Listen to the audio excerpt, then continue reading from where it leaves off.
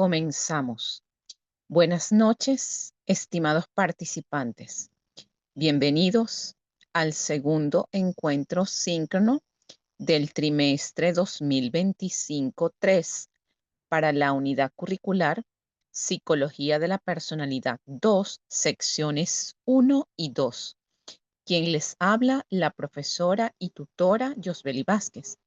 En esta oportunidad, el objetivo de este encuentro síncrono es constituirse como un espacio de aprendizaje donde se le darán a conocer los detalles y especificaciones de la actividad sumativa 2 que debe ser entregada en la semana 6, es decir, a partir del próximo lunes 20 de octubre hasta el domingo 26 de octubre, siendo la fecha límite para esta segunda entrega el martes 28 de octubre sin penalización en la calificación.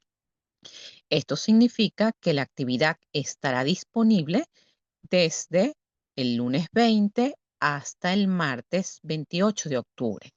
Es importante recordarles que no existe ningún tipo de prórroga ni extensión para la entrega de ninguna de las actividades. En este encuentro también se darán a conocer algunos de los elementos teóricos que ustedes deben desarrollar dentro de esta unidad 2. Este encuentro también es oportuno para informarles que aún se encuentran en proceso de revisión, corrección y calificación los trabajos correspondientes a la actividad sumativa 1, que consistía en realizar una B de Gauguin, donde desarrollarían el tema de la unidad 1, que son los trastornos de personalidad. Las observaciones del mismo la tendrán en la retroalimentación de su trabajo para que conozcan los aspectos teóricos que les faltó incorporar. El factor común para la mayoría es el referido a la clasificación de los trastornos de la personalidad según el Manual Diagnóstico CIE 11, así como en profundizar lo que son las causas, la epidemiología y en el dominio metodológico, lo que es la evaluación específica de cada uno de los trastornos y los tratamientos. Sin embargo, la mayoría que he corregido ha cumplido a cabalidad con los criterios de la evaluación. Continuando con el objetivo de este encuentro, les hago saber que para esta segunda actividad evaluativa se seleccionó como estrategia de aprendizaje un informe interpretativo que tiene como propósito desarrollar el objetivo de la unidad 2, que es analizar los factores explicativos entre personalidad y enfermedad para su integración a los modelos de salud y enfermedad. En este sentido, con el propósito de demostrar los conocimientos obtenidos en esta unidad, deberán construir un informe escrito de tipo interpretativo, el cual se trata de un texto cuyo objetivo es comunicar informaciones relevantes y está especializado en el análisis y la interpretación de los hechos. Este informe debe tener su introducción, el desarrollo, que son los elementos teóricos que les voy a mencionar a continuación, y su conclusión, por supuesto, dentro de los aspectos formales, las referencias bibliográficas. Los elementos teóricos que deben desarrollar en el informe interpretativo, que una vez que describa cuáles son las especificaciones de esta tarea, les voy a mencionar a detalle qué es lo que se espera en cada uno de estos subtemas. Aquí deben profundizar en lo que son los mecanismos directos entre personalidad y enfermedad, específicamente la excesiva reactividad fisiológica ante el estrés. Luego, el mecanismo indirecto entre la personalidad y la enfermedad, lo que son las conductas de salud. Personalidad resistente o hardiness, personalidad resiliente y personalidad alexitímica, modelos de los 5 factores de personalidad, conocido como Big Five, patrón de conducta tipo A, B y C, la utilidad de los modelos dimensionales, las crisis de identidad y las disociaciones, la identidad y la teoría de las relaciones objetales, la personalidad disociativa, su comprensión dinámica, las causas, la epidemiología, que es el porcentaje de la población en la cual se presenta esta condición, la evaluación y la intervención psicológica. Asimismo, van a profundizar en lo que es el trastorno de identidad disociativo de acuerdo a los criterios diagnósticos del DSM-5, y si quieren incorporar los de la CIE-11, también estaría bien. La comprensión dinámica del trastorno, es decir, cuál es su definición, el origen, las causas, los factores que influyen. Igualmente la epidemiología, la evaluación psicológica y la intervención. En cuanto a los pasos para realizar este informe interpretativo, se debe establecer cuáles son todos estos aspectos teóricos que les acabo de mencionar. Deben fundamentar su análisis en estos tópicos psicológicos. Cuando hacemos tipos de análisis, hacemos una descripción teórica de acuerdo al autor correspondiente y su opinión o análisis del tema en particular.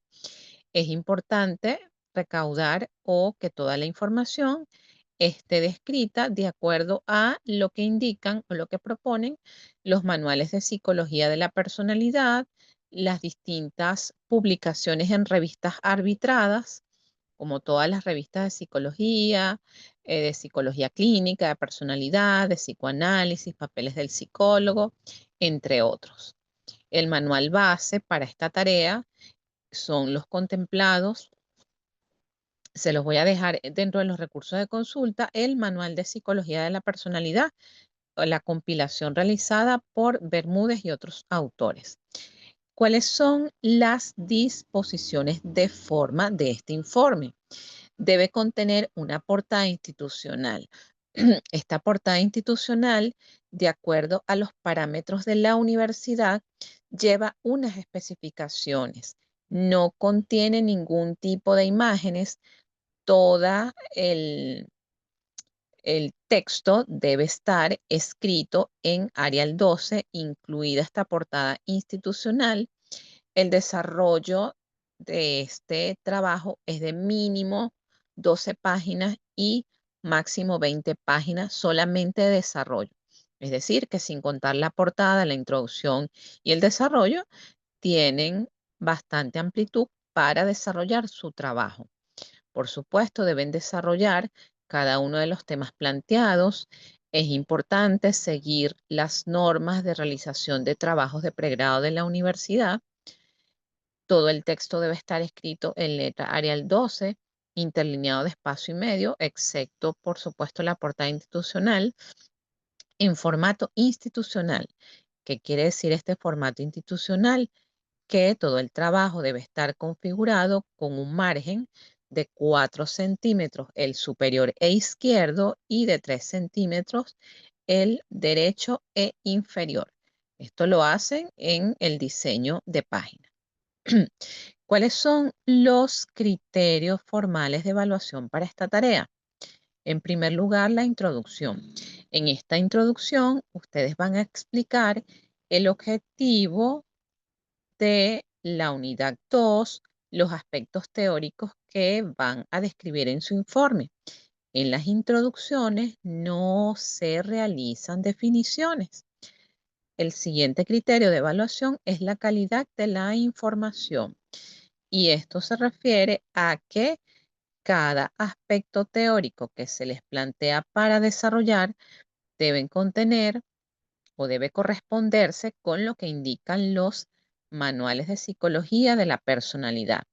De antemano les digo que si están usando el recurso de la inteligencia artificial, sobre todo en el caso de psicología de la personalidad, la información o el contenido contiene errores y les va a quedar incompleto. Por eso los invito a sujetarse al manual que yo les voy a dejar disponible y que hagan su revisión en material que sean libros de psicología y no textos de cualquier página. El otro criterio es el de organización de la información, es decir, cómo está estructurado, si ustedes siguen esos parámetros, su introducción, su desarrollo, las conclusiones. La conclusión del tema es que ustedes describan pues todos los aspectos que se abordaron y alguna reflexión que les parezca importante. Además que ya van a ver que este tema es bastante interesante. Con respecto al criterio de los diagramas e ilustraciones, esta es una tarea que se presta perfectamente para que ustedes hagan cuadros sinópticos, esquemas, gráficos de su propia autoría para reducir o para sistematizar toda esta información que es bastante extensa. Entonces, si ustedes hacen un cuadro sinóptico, por ejemplo, agrupando los patrones de personalidad A, B y C o haciendo la comparación entre los distintos tipos de personalidad o un cuadro donde ustedes comparen los tipos de personalidad disociativa, los tipos de autores que han desarrollado la teoría de las relaciones objetales, estaría perfecto. No se trata de colocar imágenes solo por colocarlas. Estos diagramas e ilustraciones apoyan el texto que ustedes están desarrollando en su informe. Por supuesto, se va a evaluar la redacción y la ortografía. Es importante que se cuide la escritura correcta de todos los términos. Como ya les señalé al inicio, esta es una tarea que se entrega a partir del lunes 20 de octubre hasta el domingo 26 de octubre, fecha límite para esta segunda entrega, martes 28 de octubre. Ya saben, está calificado sobre 100 y representa un 25% que hacen el 100% las 4 evaluaciones, su calificación final. Ahora, a continuación, les voy a especificar qué aspectos teóricos deben investigarse para dar respuesta al objetivo de esta unidad 2, cuyo tema son los factores explicativos de la personalidad y la enfermedad, los mecanismos directos e indirectos. Con respecto a lo que son los mecanismos directos entre personalidad y enfermedad, la excesiva reactividad fisiológica al estrés, aunque en general el estudio científico de los vínculos entre la personalidad y los procesos de salud-enfermedad aún se encuentran poco explorados en lo que es el área de psicología de la salud, en la actualidad se dispone ya de algunos modelos que pretenden explicar los procesos a través de los cuales las características estables de la personalidad se asocian con la salud. Algunos de estos modelos plantean que existe una asociación entre la personalidad y los procesos de salud, enfermedad, pero no promulgan relaciones causales entre ellos. Es importante precisar que las conductas de salud son aquellas que lleva a cabo un individuo cuando goza de buena salud. Esto con el propósito de prevenir la enfermedad. Dichos comportamientos incluyen un abanico de conductas que va desde dejar de fumar, perder peso, hacer ejercicio, hasta comer adecuadamente. El concepto de conducta de salud contempla esfuerzos para reducir los patógenos conductuales. Estos son los comportamientos o hábitos que se consideran pueden causar daño a la salud física y mental de una persona. Por ejemplo, está el abuso de sustancias, los trastornos en la conducta alimentaria como anorexia, bulimia, la selectividad en la alimentación, las conductas sexuales de riesgo, como el tener relaciones sexuales sin protección o con múltiples parejas, las condiciones de estrés crónicas, las conductas agresivas, entre otros. Y esta conducta de salud también contempla la práctica de conductas que actúan como inmunógenos conductuales. Esto es, el desarrollo de comportamientos o hábitos que pueden fortalecer el sistema inmunológico y que mejoran la salud en el paciente. Por ejemplo, desarrollar estrategias adecuadas para la gestión del estrés, mantener hábitos de sueño y alimentación saludable, ejercicio, entre otros. Se han propuesto modelos que sí plantean la personalidad como un factor causal de la enfermedad y la salud, mediante mecanismos psicofisiológicos y bioconductuales admisibles. Entre ellos destacan el modelo de modulación del estrés y el modelo de las conductas de salud, de riesgo salud, denominado modelo comportamental. ¿Cuáles son los modelos de conducta asociados a la enfermedad? Este modelo plantea la relación entre la personalidad y las conductas de salud, independientemente del estado de enfermedad que pueda sufrir una persona. Lo que plantea es si las mediciones regulares de salud son indicadores concluyentes de una enfermedad de base o si reflejan conductas de enfermedad en ausencia de patología base. Con respecto al subtema denominado personalidad resistente o hardiness, personalidad resiliente y personalidad alexitímica, es importante comenzar con lo que es la personalidad resiliente, perdón, y eh, se refiere a la capacidad de una persona para tolerar las adversidades. Se refiere también a la capacidad que tenemos los individuos para recuperarnos de experiencias adversas, mantener un funcionamiento psicológico saludable y salir fortalecidos. Los componentes de esta personalidad resiliente son la autoeficacia, es decir, la creencia en la capacidad que tenemos para manejar desafíos y alcanzar metas, el apoyo social que implica el desarrollo o la presencia de una red de apoyo social sólida y de confianza, precisamente en esos tiempos de situaciones adversas, y la flexibilidad cognitiva o psicológica, que es esa capacidad que tenemos los seres humanos para adaptarnos a los cambios y los desafíos. En lo que se refiere a la personalidad resistente, tenemos que conocer de este modelo el concepto de hardiness que fue propuesto por Susan Kobasa y Maddy en la década de 1970. Estos autores identificaron tres aspectos o tres factores fundamentales de este tipo de personalidad, entre los cuales se cuentan el compromiso, el control y el desafío. A su vez, dentro de estos factores debemos considerar o debe tenerse presente en esta personalidad, pues la autoconciencia, la autoestima, el optimismo, la flexibilidad, la resistencia emocional, el afrontamiento, el apoyo social, la autoeficacia, la creatividad y el aprendizaje en la adversidad.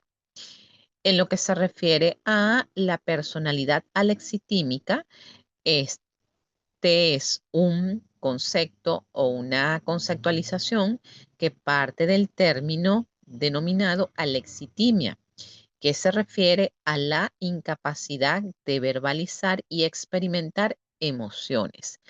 Dicho en otras palabras, es la incapacidad para poner en palabras las emociones.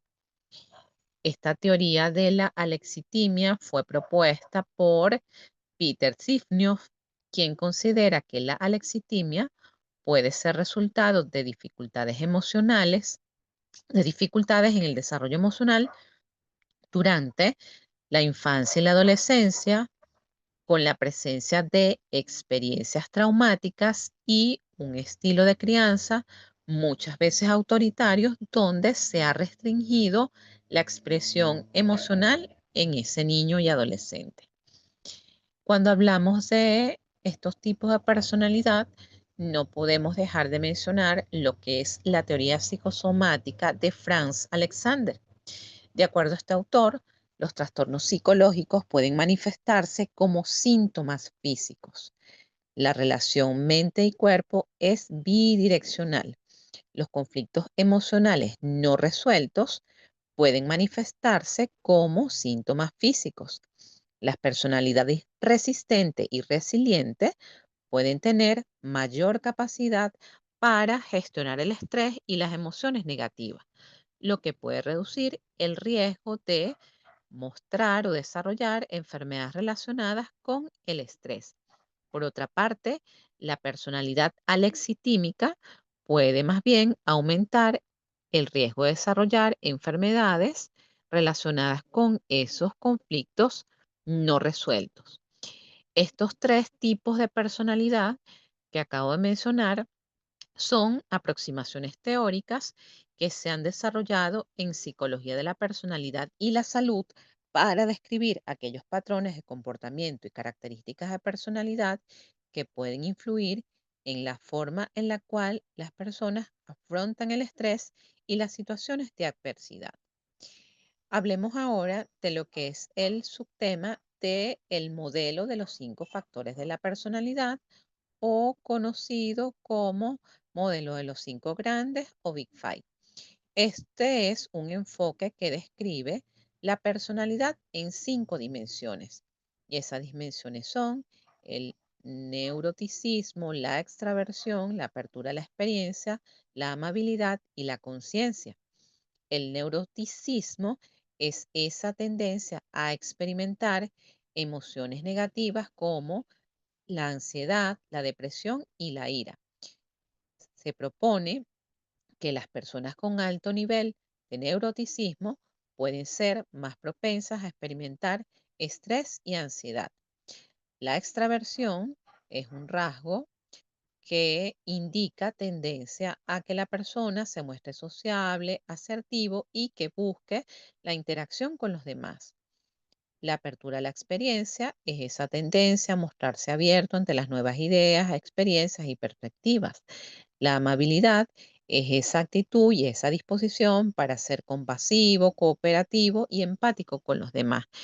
Y el rasgo de la conciencia o la dimensión es esa tendencia del individuo a ser organizado, responsable y autodisciplinado.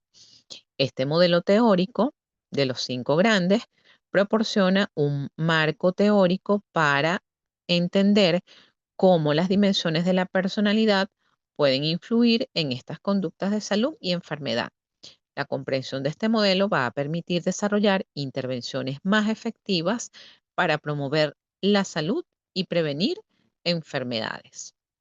Ahora, hablemos de lo que es el patrón de conducta tipo A, B y C, que está bastante eh, relacionado con lo que son esas respuestas ante las situaciones de estrés. En el caso de el patrón de conducta tipo A, pues fue una formulación teórica desarrollada en el año 1959 por parte de los cardiólogos Friedman y Rosenman, donde asociaron este patrón de la conducta con la tendencia a desarrollar específicamente la enfermedad coronaria. Estos investigadores lo consideraron como un complejo acción-emoción que puede ser observado en cualquier persona que se encuentra agresivamente implicada en un crónico e incesante conflicto para conseguir más y más en el tiempo, en el menor tiempo posible. Y, si fuera necesario, en contra de los esfuerzos opuestos de otras cosas o personas. De acuerdo a este patrón, que surge como una respuesta adaptativa ante el estrés, los rasgos psicológicos de una persona que tiene este tipo de patrón es la hiperactividad, el perfeccionismo, la rapidez, la impaciencia, la hostilidad, la competitividad. Esto suele generar que las relaciones interpersonales sean problemáticas y marcadas por rasgos de dominancia, tensión y agresividad. Los individuos con un patrón de conducta tipo A presentan una respuesta autonómica al estrés.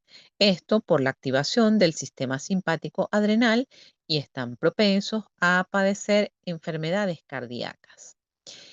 El patrón de conducta tipo B, que sería un patrón de conducta esperado o ideal, las personas que muestran este tipo de personalidad suelen ser relajadas, tranquilas, confiadas, atentas a la satisfacción y al bienestar personal. Sus relaciones interpersonales son tranquilas, marcadas por una abierta expresión de sus emociones, incluyendo la emoción de la ira. El patrón de conducta tipo C, se dice que las personas que muestran este patrón son cooperadores en extremo, suelen ser pasivos, no asertivos, apacibles, conformistas. Sus relaciones interpersonales suelen ser sumisas, hay un deseo importante de agradar, se restringe el control de la ira o el control de la ira, su afrontamiento es más interno y se dice que este perfil es compatible con el riesgo de desarrollar condiciones como el cáncer o la hipertensión arterial. Entonces ya sabemos que estos modelos surgen como una manera también de dar respuesta a cómo las personas desarrollamos mecanismos adaptativos o no ante situaciones de salud y enfermedad. Ahora, el subtema relacionado con la utilidad clínica de los modelos dimensionales, podemos decir que los modelos dimensionales permiten describir la personalidad en términos de grados o niveles en diferentes características, lo que puede resultar más preciso que clasificar a las personas en categorías. Este tipo de modelos puede ayudar a identificar patrones y tendencias en la personalidad que pueden ser útiles para entender el comportamiento y la salud mental. Proporcionan un marco teórico para investigar la personalidad y su relación con otros constructos psicológicos y variables. Permiten la evaluación y el diagnóstico de la personalidad de un modo más preciso y objetivo, que en este tema ayuda al diagnóstico de los trastornos de personalidad. Aquí van a revisar el modelo de la personalidad de Eysen, van a hacer igualmente una breve mención al modelo de los 5 grandes y a la propuesta de Cloninger.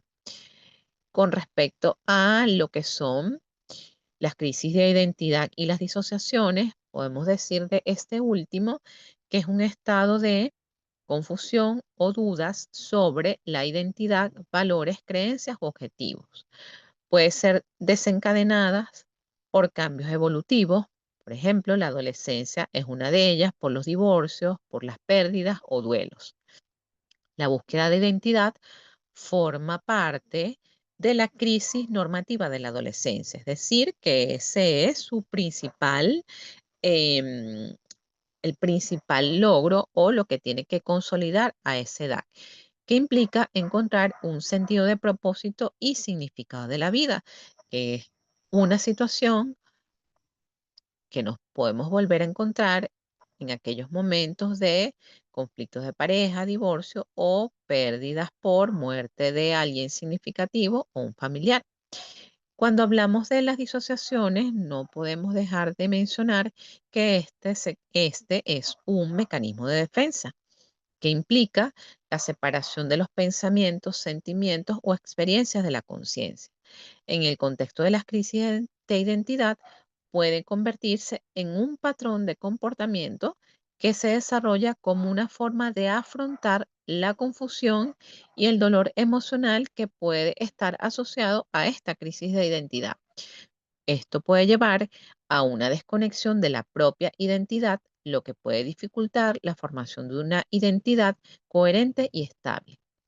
La disociación, como un espectro de múltiples manifestaciones, abarca un gran abanico de experiencias subjetivas que van desde vivencias relativamente comunes, como por ejemplo estar absorto en la trama de una buena película, hasta estados severos y complejos, como no reconocerse en el espejo, tener esa sensación de que no somos nosotros o escuchar conversaciones en la mente entre distintas partes de uno mismo.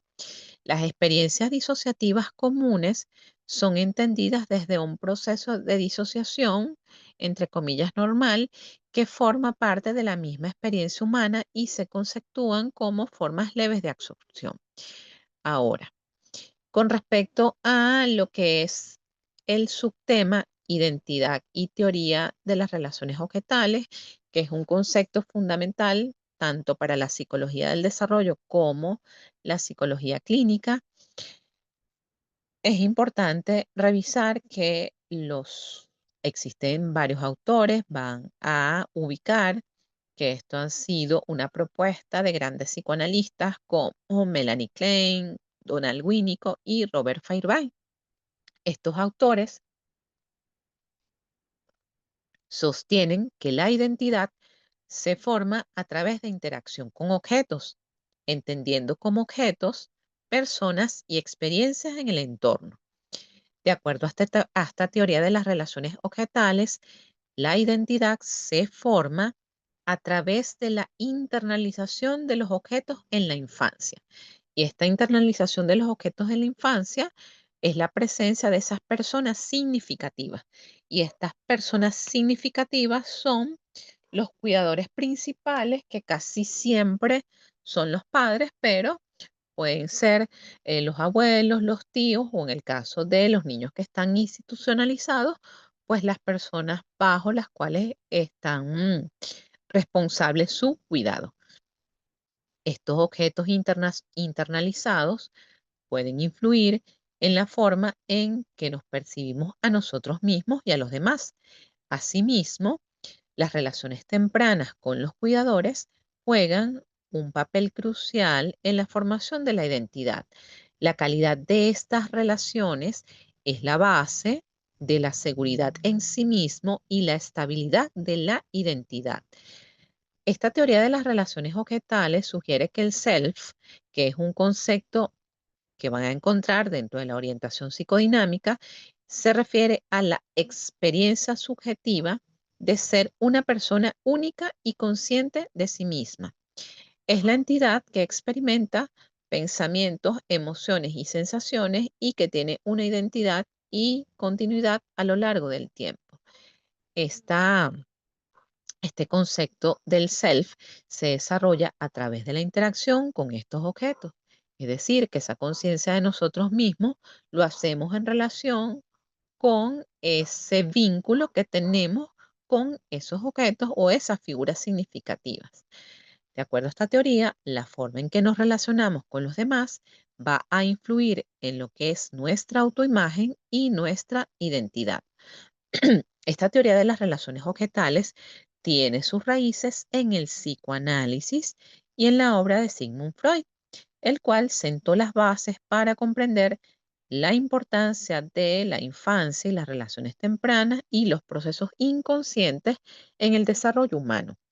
Sin embargo, el desarrollo de esta teoría de las relaciones objetales como un enfoque psicoanalítico diferenciado comenzó a principios del siglo XX y cobró relevancia gracias a las contribuciones de varios autores claves en este campo, siendo la primera o siendo la pionera Melanie Klein, la cual fue una psicoanalista austriaco-inglesa que es considerada como la pionera en la teoría de las relaciones objetales.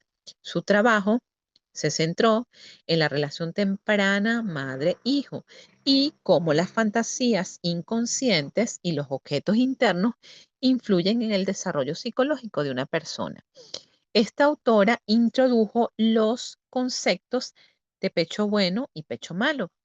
Pecho bueno quiere decir que es una madre, en otros términos, suficientemente buena.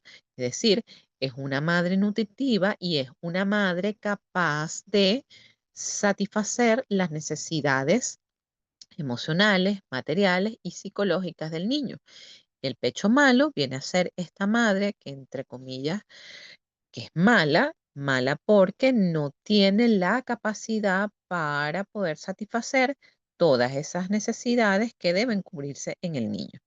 Estos conceptos de pecho bueno y pecho malo sirven o se desarrollaron para describir las representaciones internalizadas del niño sobre los aspectos de crianza y frustración de la madre. Esto es, si la madre está disponible o no está disponible para satisfacer estas necesidades, sobre todo las de tipo emocional. Otro de los representantes de esta teoría de las relaciones objetales es Donald Winnicott, que es un pediatra y psicoanalista británico, el cual realizó importantes contribuciones como la idea del objeto transicional, que es un osito de peluche o una manta querida que ayuda a los bebés a pasar del cuidado total de la madre al mundo exterior. Winnicott enfatizó la importancia del concepto de una madre suficientemente buena, es decir, una madre que esté suficientemente disponible para satisfacer las necesidades del niño, facilitando así un desarrollo emocional saludable. El otro autor es Ronald Fairbairn. Este fue un psicoanalista escocés que amplió la teoría de las relaciones objetales, centrándose en la dinámica de las relaciones interpersonales. Hizo hincapié en la internalización de los objetos y su impacto en el autoconcepto y las relaciones personales. El trabajo de Feuerbach influyó en la comprensión del desarrollo del yo y el papel de las relaciones objetales en la psicopatología, que en este caso está relacionado con la aparición de los trastornos de la personalidad. El autor Harry Guntrip, psicoanalista inglés, profundizó el desarrollo de la teoría de las relaciones objetales, pero enfatizando la relación terapéutica y la importancia de comprender la interacción terapeuta-cliente en el proceso terapéutico. Su trabajo contribuyó a la integración de la teoría de las relaciones objetales en la práctica terapéutica. De aquí surge o se hace énfasis en esos conceptos de acuerdo al enfoque psicodinámico de la transferencia, la contratransferencia y esa alianza terapéutica. Con el tiempo, la teoría de las relaciones objetales evolucionó y se ramificó en diversas corrientes de pensamiento dentro del psicoanálisis y la psicoterapia. Estas teorías siguen influyendo en lo que son los enfoques psicodinámicos y relacionales contemporáneos, aportando valiosas perspectivas para comprender el impacto de las relaciones tempranas en el bienestar mental y emocional. Los terapeutas suelen recurrir a la teoría de las relaciones objetales para ayudar a sus pacientes a explorar y abordar cuestiones relacionadas con el apego. Aquí nos vamos a las teorías del apego, la identidad y las dinámicas interpersonales en la terapia. Con respecto a otro de los autores eh, que desarrolló el concepto de identidad dentro de esta teoría de las relaciones objetales y de el enfoque psicoanalítico, no podemos dejar de mencionarlo, y es Otto Kemper. Este autor diferenció entre una identidad integrada de un síndrome de una difusión de identidad, donde se evalúa el grado de integración del concepto de sí mismo, de otros significativos y la organización de la experiencia subjetiva. Según este autor, una identidad integrada implica una visión real integrada de uno y de otros, que, que coincide con las experiencias subjetivas y emocionales complejas, realistas, continuas en el tiempo y en diversos contextos. Implica una capacidad de investir a lo largo del tiempo en el trabajo, relaciones profundas, intereses recreacionales, principios, sentimientos y creencias. Esto es coherente con una autoestima sana y con experiencias emocionales que son moduladas y proporcionales a los estímulos, y que a pesar de tener afectos intensos, no hay una pérdida de control de los impulsos ni se compromete la prueba de realidad. Cuando hablamos de esta prueba de realidad, es lo que nosotros llamamos en el área clínica juicio de realidad. Esto lo van a profundizar ustedes cuando vean psicopatología y el examen mental. El juicio de realidad implica que tenemos una conciencia y una coherencia del mundo en el cual percibimos la realidad sin mayores distorsiones y tal cual se nos presenta. El síndrome de difusión de identidad implica un mayor grado de patología en esta área y sería algo característico de los trastornos de la personalidad, que si ustedes recuerdan es algo que está bastante presente, en especial en el trastorno de personalidad límite. Se define inicialmente como un concepto empobrecidamente integrado de uno mismo y de otros, junto con una experiencia subjetiva de vacío crónico y contradicciones internas. Recuerden también que una de las características principales del trastorno límite de personalidad es esa sensación de vacío emocional constante. Se caracteriza este síndrome de difusión de la identidad por una falta de coherencia del sentido de sí mismo y de otros significativos a lo largo del tiempo y en diferentes contextos.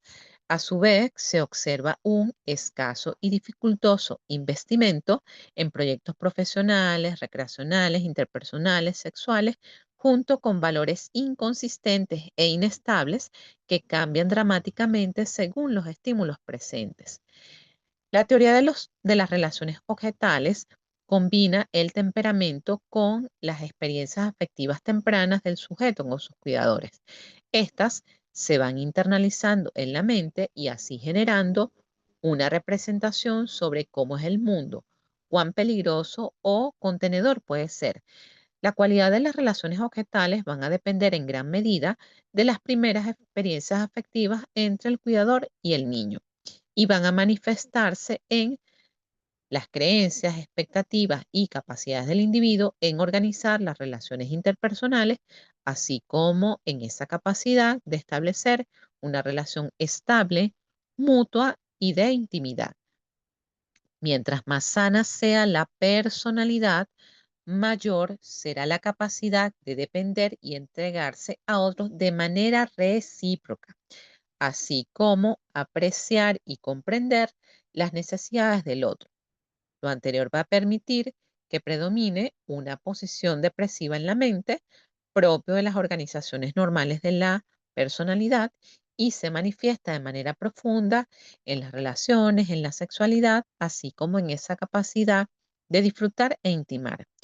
Si predominan las experiencias negativas, las representaciones internas propias y de otras, van a estar cargadas de una experiencia interna dividida o escindida y de afectos mucho más intensos y destructivos, donde está presente la rabia, el abandono, la envidia, por lo que predominaría una posición esquizoparanoide, lo cual es propio de las personalidades o el trastorno límite de la personalidad. Lo anterior implica una tendencia de ver a otros como objetos que llenan las propias necesidades, hasta llegar a un extremo de explotación y falta de consideración de las necesidades de los otros, como es el trastorno antisocial de la personalidad y el trastorno narcisista de la personalidad. Ahora, con respecto a lo que es el subtema personalidad disociativa, comprensión dinámica del trastorno, causas, epidemiología, evaluación e intervención, debemos partir en principio del concepto de personalidad disociativa, la cual es un patrón de pensamiento, sentimiento y comportamiento caracterizado por la disociación. Ya sabemos que la disociación es un mecanismo de defensa que implica la desconexión de aspectos de la conciencia, de la memoria o de la identidad, es decir, la desconexión de estos tres aspectos. En otras palabras, es un tipo de personalidad que se caracteriza por una fragmentación de la identidad y una desconexión entre pensamientos, afectividad y experiencias.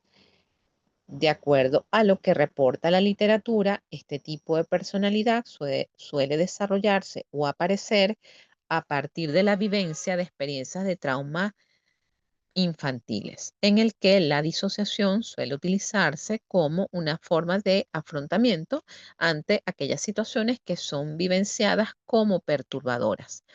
Las situaciones de falta de seguridad, abandono, abuso y negligencia por parte de los cuidadores en esas edades tempranas suele contribuir a la aparición de esos patrones disociativos. Las características de esta personalidad es la fragmentación de la personalidad, en el que se reporta que pueden existir o coexistir múltiples personalidades. Suele haber una desconexión emocional y dificultad en las relaciones interpersonales. Dos tipos de personalidades de esta personalidad disociativa es lo que se conoce como el trastorno de identidad disociativa, el trastorno de estrés postraumático. Van a revisarse lo que es el fenómeno de la despersonalización y la desrealización, que son trastornos que están descritos en el manual diagnóstico de SM5. El último elemento teórico que es sumamente interesante es el trastorno de la identidad disociativa. Van a ubicar la comprensión dinámica del trastorno, sus causas, la epidemiología, la evaluación e intervención. Este trastorno de identidad disociativo anteriormente y en la literatura clásica, ustedes lo van a encontrar como trastorno de personalidad múltiple. Yo los invito a ver la película cuya traducción en español es fragmentado o escindido, donde se refleja esta condición.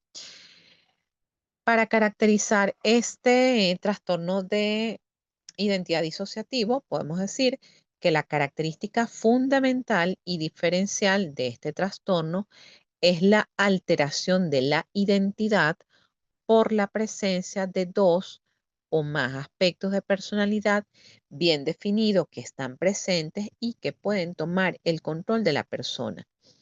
Cada estado mental suele ser experimentado por la misma persona y por los demás como distintos en edad, género, orientación y habilidades. En muchas culturas y sociedades del mundo, esta experiencia se conceptualiza popularmente como una posesión. El nivel, el grado y la frecuencia de la manifestación de estos estados de personalidad varía y depende de muchos factores como el nivel de estrés, cultura, religión, conflictos internos, tolerancia al estrés, desregulación emocional, entre otros. En muchos casos, la persona podría tener lagunas episódicas en su memoria sobre eventos o momentos significativos, aunque algunos podrían describir sus recuerdos como nublados, confusos o parcialmente incompletos. En el pasado, en los manuales diagnósticos antiguos y en la literatura a partir de la cual se empezó a hablar de esta condición, este diagnóstico se conocía como trastorno de personalidad múltiple, sugiriendo así la presencia de varias personas en un individuo. Actualmente, los expertos entienden que es más sensato hablar de fragmentación o división, partes o discontinuidad de la identidad, la memoria y la conciencia. Además, el trastorno de identidad disociativo comparte síntomas con los demás trastornos disociativos, como por ejemplo con la amnesia, la fuga disociativa, la que les mencioné, que es la despersonalización y la desrealización. También con el trastorno de estrés postraumático, por ejemplo, el síntoma son los flashbacks o esos recuerdos que vienen de manera abrupta. También con la epilepsia focal, en donde hay alteración de la identidad y amnesia e incluso podrían manifestarse algunos síntomas psicóticos transitorios como la presencia de alucinaciones auditivas. No obstante, no se deben confundir las voces psicóticas con las voces disociativas, ya que las voces psicóticas se perciben y se han reportado como externas. Es decir, cuando usted tiene un paciente con un brote psicótico o un episodio psicótico, reporta que esas voces le hablan desde afuera o le hablan al oído o le hablan a través de objetos o le hablan a través de animales. Mientras que las voces disociativas se perciben como internas, es decir, como parte de la propia mente de la persona. Todo esto hace que la evaluación y el diagnóstico diferencial del trastorno de identidad disociativo sea más retador. La prevalencia del trastorno de identidad en la población general es de aproximadamente 1% y suele ser mayor en mujeres. Los invito también a revisar, hay un caso que está en YouTube que se hizo público en los medios de una argentina que posterior a a una alta carga de estrés, desarrolló este trastorno de identidad disociativo. Pero casi siempre ustedes van a ver, sobre todo en esta película Fragmentado, que este tipo de trastorno aparece posterior a abusos sexuales traumáticos en la primera instancia o algún otro evento que comprometa, por supuesto, ese sentido de identidad. En este punto no puedo dejar de mencionar que existen instrumentos específicos que no son parte de la evaluación psicológica tradicional para evaluar esta condición, entre la cual se tiene la entrevista estructurada para los trastornos disociativos, la escala de experiencias disociativas, el cuestionario de trauma disociativo. Se evalúa la funcionalidad, es decir, esa capacidad que tiene el paciente a pesar de su condición para funcionar en diferentes áreas de la vida, como el trabajo, las relaciones y la vida diaria. Usualmente, en este caso, también se estila em, la intervención multidisciplinaria, que quiere decir, usualmente este tipo de paciente amerita tratamiento farmacológico para la disminución, sobre todo de esos síntomas o de esas voces disociativas y esa alta carga de ansiedad. Entonces, el tratamiento no es solamente psicológico, sino también amerita la intervención psiquiátrica, que ya sabemos que los psiquiatras son los que van a dirigir y van a indicar ese tratamiento con fármacos. Los psicólogos no medicamos. Dentro de esta evaluación se realiza también la evaluación del riesgo de daño que tiene la persona hacia sí misma o hacia los otros. Y en este sentido se trabaja en promover medidas de seguridad para garantizar esta seguridad en el paciente. ¿Cuál es el tratamiento específico? Debe existir una preparación especial para el abordaje de estos casos. O sea que debe existir tipos de terapias entrenados específicamente en esta condición, dentro de las cuales se cuenta la terapia cognitivo-conductual, que incluye el uso de técnicas del manejo del estrés, como la respiración y relajación, que otras lo denominan como mindfulness, la reestructuración cognitiva y la exposición gradual, la terapia integrativa, la participación en grupos de apoyo y la psicoeducación. La psicoeducación suele ser muy importante no solo para el paciente, sino para el abordaje familiar, para explicar la condición y para garantizar que haya un apego al tratamiento. Con esta descripción con esta descripción de los aspectos teóricos de la unidad 2, damos por culminada esta segunda actividad síncrona para la unidad curricular Psicología de la Personalidad 2, secciones 1 y 2. Si tienen preguntas, dudas, comentarios, reflexiones, inquietud acerca del material bibliográfico, recuerden que me pueden escribir a través de la mensajería del aula virtual o a través del foro de dudas que a la brevedad posible les doy respuesta. Muchas gracias por su atención. Hasta el próximo encuentro. Feliz noche y éxito en la tarea.